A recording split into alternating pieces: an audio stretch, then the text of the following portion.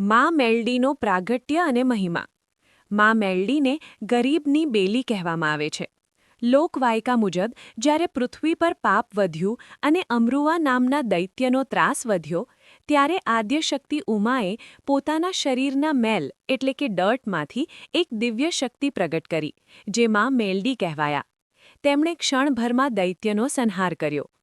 2026ની નવી સત્ય ઘટના. દીકરીની લાજ રાખી માએ.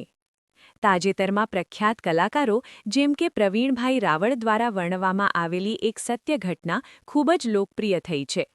ઘટનાનો સાર: એક ગરીબ દીકરીના લગ્ન હતા અને તેના પિતા પાસે પૂરતા પૈસા નહોતા. સાસરિયા પક્ષ તરફથી ઘણી માંગણીઓ હતી.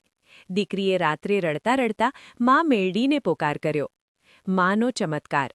એવું કહેવાય છે કે બીજા દિવસે અચાનક એક અજાણ્યા માજી આવ્યા અને દીકરીને આશીર્વાદ આપીને આખું કરિયાવર એટલે કે લગ્નની સામગ્રી ભરી દીધું.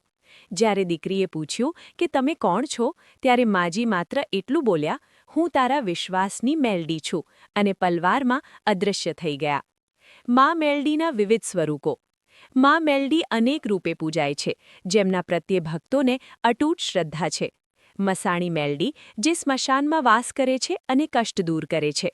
ઉગતા પોરની મેલડી, જે સવારના પહેલા કિરણ સાથે ભક્તોની વહારે આવે છે.